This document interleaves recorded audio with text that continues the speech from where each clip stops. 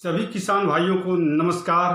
मैं Anil Gautam motivational speaker, writer और trainer के रूप में आपसे जुड़ते हुए आज मैं आपसे जुड़ रहा हूँ एज ए एग्रीकल्चर कोऑर्डिनेटर, कृषि समन्वयक होने के नाते।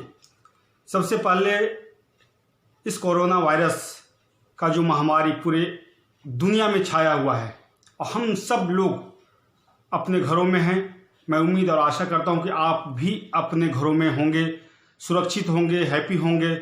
हैप्पी से ख्याल आया कि आप हैप्पी नहीं होंगे। स्पेशली किसान भाइयों, मैं आपसे कहना चाहता हूं, क्योंकि ये जो वीडियो बना रहा हूं सिर्फ और सिर्फ आपके लिए। कोरोना वायरस का जो इफेक्ट है और आज पूरा दुनिया में लॉकडाउन है, आप भी अपने घरों में हैं, सुरक्षित हैं, लेकिन पूरे दुनिया का जो अर्थव्यवस्था इस समय चरमरा गया है, आपको कहने की आवश्यकता नहीं है। मैं जानता हूं कि आपकी भी आर्थिक स्थिति इस समय चरमरा गई है। स्पेशली जब ये कोरोना वायरस का एक प्रभाव है, लॉकडाउन है, और इस समय जो आंधी, जो तूफान, जो ओलावृष्टि, जो बारिश लगातार हो रही है और आपको सीधे सीधे नुकसान पहुंच रहा है, उस नुकसान से आप खुश तो नहीं होंगे, चिंतित हैं। लेकिन ये चिंता कब तक, ये आपको सोचना होगा। मैं बार बार कहता हूं कि ये आपको सोचना होगा, ये चिंता कब तक। ये लॉकडाउन खत्म होने वाला है, कोरोना वायरस नहीं जाने वाला है। इसके बावजूद आपको किसान, जिसे मैं अन्नदाता कहता हूं, आज आपकी हालत बदलते परिवेश में जो होने वाला है, सोच के भी मैं घबराता हूं। इस वैश्विक महामारी में जो कोरोना वायरस ने सिखाया है पूरी दुनिया को बदलना पड़ेगा। और जब पूरा दुनिया को बदलना पड़ेगा तो मैं आपसे भी कहता हूं कि आपको भी बदलना पड़ेगा। अगर आप नहीं बदलेंगे, बदलते परिवेश के हालात को नहीं समझ पाएंगे, तो आप बहुत पीछे चले जाएंगे। सरकार और आप, ये दोनों के बीच में जो परिस्थितियां हैं, उस परिस्थितियों को समझना पड़ेगा आपको। आप किसान हैं, अच्छे किसान हैं, लेकिन लगातार असामयिक बारिश में, आंधी तूफान और विभिन्न प्रकार के समस्याओं से आपको जूझना पड़ता है और उस समस्याओं का समाधान आपके पास नहीं होता है। आपको सीधे सीधे आर्थिक नुकसान होता है और उसका खामियाजा सिर्फ और सिर्फ आपको भुगतना पड़ता है। समय समय पे मैं मानता हूं कि सरकार आपको छोटे छोटे अनुदान देकर आपको मरहम पट्टी करती है, लेकिन इस अनुदान से आपके लाइफ में परिवर्तन नहीं होने वाला है। हाँ, थोड़े देर के लिए राहत जरूर है, आपको राहत मिलती है, लेकिन इससे बदलाव नहीं हो सकता। जो बड़े लेवल पे बदलाव चाहते हैं वो नहीं हो सकता है। उसके लिए आपको आगे आना पड़ेगा। ये लॉकडाउन में दो चीजें जो सामने आई है, पहला कि चैलेंजेस, चुनौतियां, विभिन्न प्रकार की चुनौतियां जो आपके सामने आई है। ठीक इसी चुनौतियों के बीच में आपको एक चीज और समझना होगा कि आपको चांसेस क्या मिला है, अवसर क्या मिला, अपॉर्चुनिटी क्या मिला है। आप उस अपॉर्चुनिटी को आगे आने वाले समय में कैसे सामने लाएंगे, वही कदम एक जीत का होगा और आप जीतेंगे। अगर बदलते परिवेश में चुनौतियों का सामना नहीं कर पाएंगे और चांसेस को गवा देंगे तो आप हार जाएंगे, फिर खेती से दूर चले जाएंगे। हम आपको अन्नदाता कहते हैं और अन्नदाता हमेशा चिंतित में रहे, उसकी चिंता हम सबको है, कृषि विभाग को है, सरकार को है। लेकिन सबसे बड़ा जो सोचना होगा वो आपको सोचना होगा। चैलेंजेस क्या है खेती में, किसानी में क्या चैलेंजेस है। आप कहते हैं अच्छे बीज नहीं मिलता है, आप कहते हैं यंत्र का इस्तेमाल नहीं कर पाते हैं, आप कहते हैं सॉइल इरोजन होता है, आप कहते हैं अच्छे मार्केट, अच्छे बाजार नहीं मिलता है, आप कहते हैं फसल की अच्छी कीमत नहीं मिलती है। आप कहते हैं असामयिक जितने भी आपदा होता है उसको सीधे सीधे आपको जूझना पड़ता है। आप कहते हैं कि फर्टिलाइजर्स, मैनर्स ये सारे महंगे होते जा रहे हैं। आप कहते हैं कि लेबर बहुत महंगा मिलता है या तो नहीं मिलता है। ये जो समस्याएं हैं ये सदा रहेगा। इस समस्याओं को अगर आप आगे लाकर सोचेंगे तो आप फिर पीछे चले जाएंगे। समस्या का समाधान क्या है उसको आपको ढूंढना पड़ेगा। वही मैं चांसेस कहता हूं कि एक तरफ चैलेंजेस, दूसरी तरफ चांसेस। एक तरफ अगर समस्या है तो दूसरी तरफ अपॉर्चुनिटी है। इस लॉकडाउन में आपको बदलना पड़ेगा। आप कैसे बदलेंगे, मैं कुछ उदाहरण के साथ आपको मैं बताना चाहता हूं। सबसे पहले एक उदाहरण कि आप बचपन में एक कहानी सुने होंगे और ये हम सब लोग सुने हैं अपने पिताजी से, अपने घर के बूढ़े बुजुर्ग से या अपने लोगों से सुने हैं कि एक लड़की शहर जा रही थी अंडा बेचने के लिए। सर पे टोकरी था, उसमें कुछ अंडे थे। वो बेचने के लिए जा रही थी। उसी समय वो सोचती है कि एक राजकुमार मिलेगा, उससे हम शादी करेंगे, हमारा घर गृहस्थी अच्छे से चलेगा, हम राजकुमारी के जीवन यापन करेंगे, अंडे को बेचेंगे, फिर एक अच्छी कीमत मिलेगी। उस अंडे से फिर चूजा होगा, फिर मुर्गियां होगी, फिर चूजा होगा, फिर अंडे होंगे, फिर मुर्गियां होगी। इस प्रकार की सोचते हुए जा रही है और रास्ते में एक पत्थर से टकराती है और वो गिर जाती है। उसका अंडा गिर जाता है, फूट जाता है और उसका सारा सपना चकनाचूर हो जाता है। आपको क्या लगता है उसका सपना चकनाचूर सचमुच में हुआ होगा? अगर नेगेटिव थॉट्स, नकारात्मक सोच के लोग अगर रहेंगे तो ही यह समस्या आपके सामने आएगी। अगर वो लड़की आज के हालात को, वर्तमान हालात को अगर समझ पाती, महंगाई को समझ पाती, चुनौतियों को स्वीकार कर पाती, तो अंडे के साथ में अगर वो तवे को सोचती कि एक तवा है, हम बाजार में हैं, अंडे को फोड़ रहे हैं, अंडे को तोड़ रहे हैं, तवे पे फ्राई कर रहे हैं, आमलेट बना रहे हैं और लोगों को लगातार हम बेच रहे हैं। काफी लोग हमारे सामने खरीदार खड़ा है, लाइन लगा के खड़ा है और हम उसको दे रहे हैं, लगातार दे रहे हैं और काफी पैसा आ रहा है। विश्वास कीजिए, अगर इस प्रकार की सोच अगर वो लड़कियां सोचती तो उसके जीवन में आर्थिक समस्या उत्पन्न नहीं होता। आपको ठीक इसी प्रकार सोचना पड़ेगा कि अगर आप कोई भी प्रोडक्ट को उत्पाद कर रहे हैं, अगर आप कोई फसल को ले रहे हैं और सीधे सीधे बाजार में बेचना चाहते हैं, अच्छी कीमत नहीं मिलती है, तो आपको सोचना पड़ेगा। आपको खुद ही बाजार को क्रिएट करना पड़ेगा, बाजार को बनाना पड़ेगा। उसके लिए आपको थोड़ा सा सीखना पड़ेगा कि बाजार में हम किसी भी प्रोडक्ट को कैसे बेचें, अपने फसल को कैसे अच्छे प्लेटफॉर्म पे जाके बेचें जहां से अच्छी कीमत मिले। आपको विश्वास नहीं होगा, आप मक्का उत्पादन करते हैं, आप 10 रुपए किलो की खरीदार आपको समय पे नहीं मिलता है, लेकिन उसी मक्के को हम लोग 300 रुपए किलो खरीदते हैं। अंतर क्या है? अंतर सिर्फ यह है कि एक अच्छे सोच वाले ने आपके मक्के को खरीदा है, उसी मक्के को कूटा है, उसको एक चिप्स का आकार दिया है और कॉर्नफ्लेक्स के रूप में एक अच्छे रैपर के साथ में बाजार में अच्छे प्रचार करके उसकी गुणवत्ता को प्रचार करके बेच रहा है। आप आलू 2 रुपए किलो नहीं बेच पाते हैं, लेकिन बाजार में 300 से 400 रुपए किलो चिप्स के रूप में बिक रहा है। बड़ी बड़ी कंपनियां बेच रही है। आपको लगता है कि आप ये नहीं कर पाएंगे, यही आप भूल कर जाते हैं।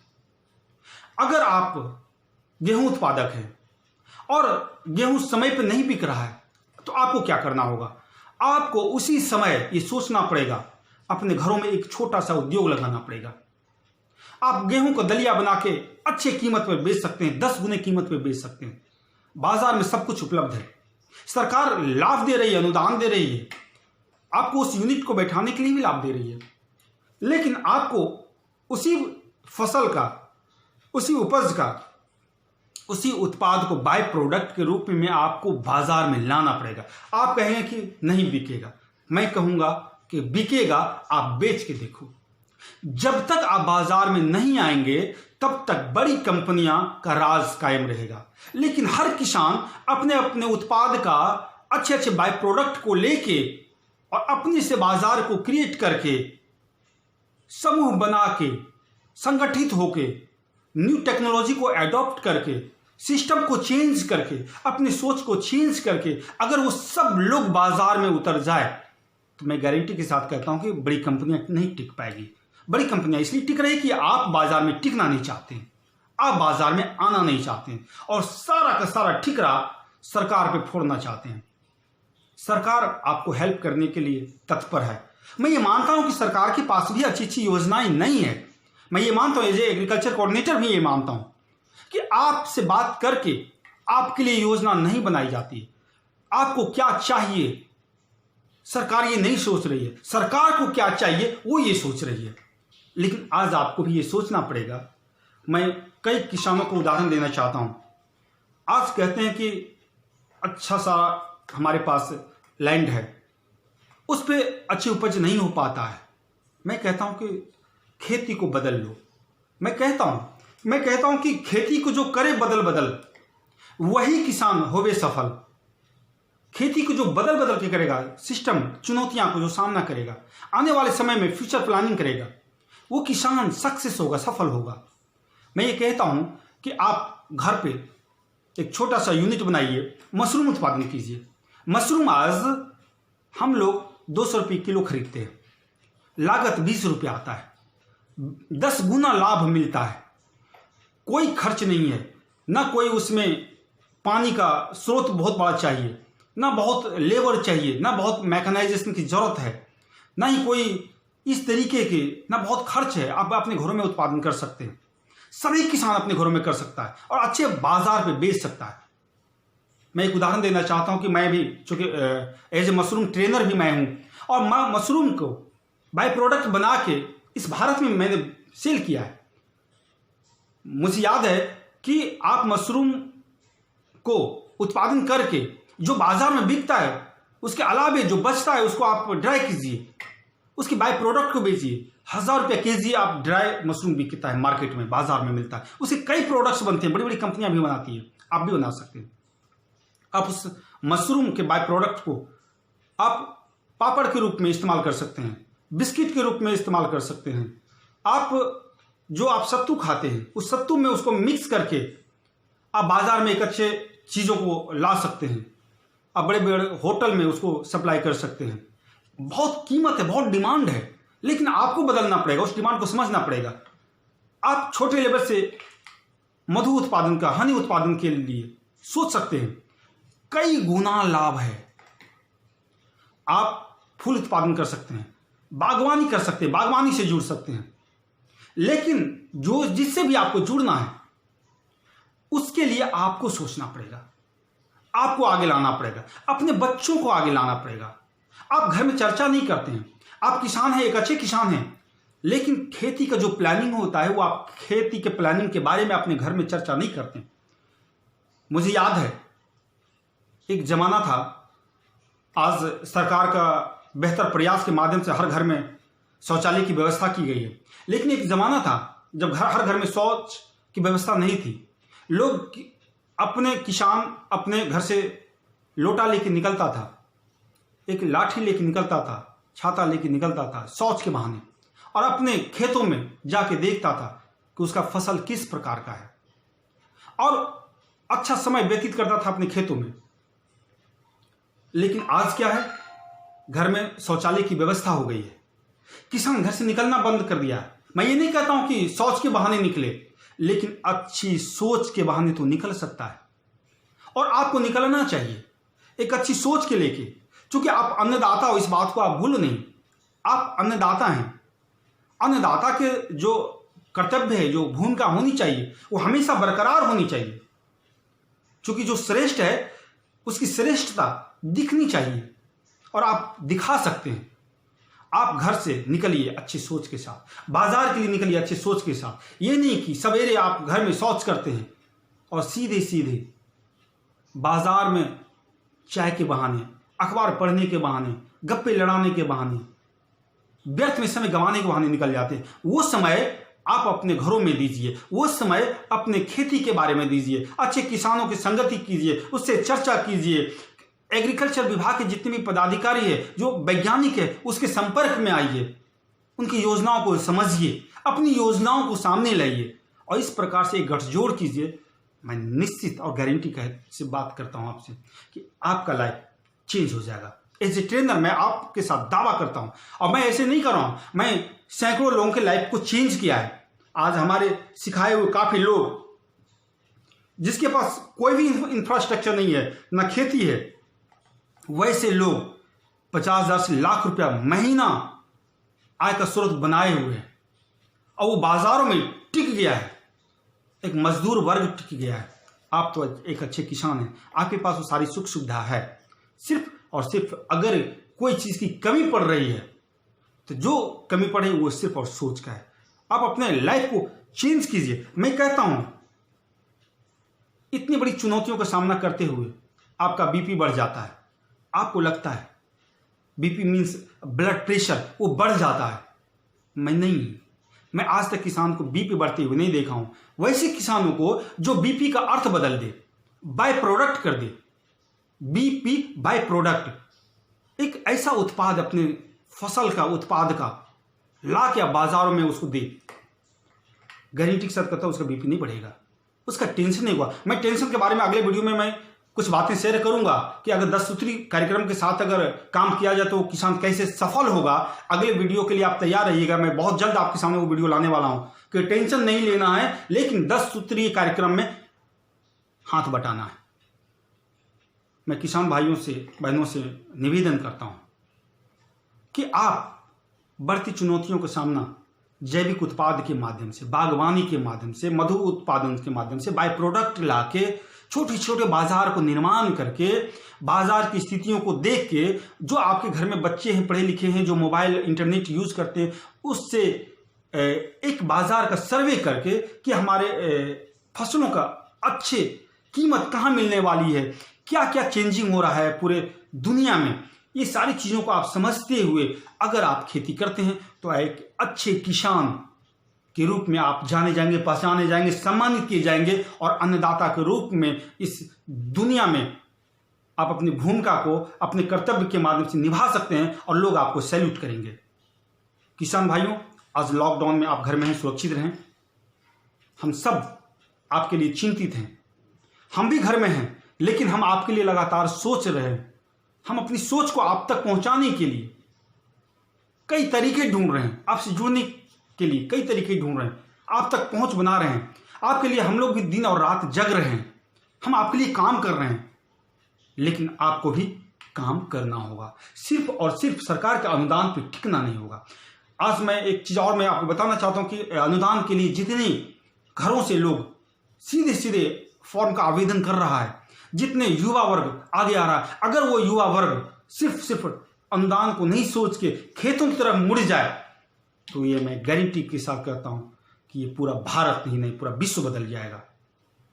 सरकार आपके लिए सोच रही है, आपको भी अपने लिए सोचना होगा, अपने परिवार के लिए सोचना होगा, समाज के लिए सोचना होगा, और आपको आपके पास जो संसाधन है उस संसाधन को सर्वोत्तम उपयोग करके आप बेहतर परिणाम कैसे लाएंगे उसके लिए आपको सोचना पड़ेगा। सब कुछ मौजूद है, बट चैलेंज को चांस में बदलना होगा, चुनौतियों को आपको बदल देना होगा। अगर चुनौतियों को बदलने में आप कामयाब हो जाएंगे, आपका जीवन सफल हो जाएगा। एक बार फिर मैं अनिल गौतम आपको धन्यवाद देते हुए इस उम्मीद के साथ कि लॉकडाउन में जो चुनौतियां उभर के सामने आने वाली है भविष्य में, अब पूरा दुनिया बदलने के लिए तैयार है, प्रयास है।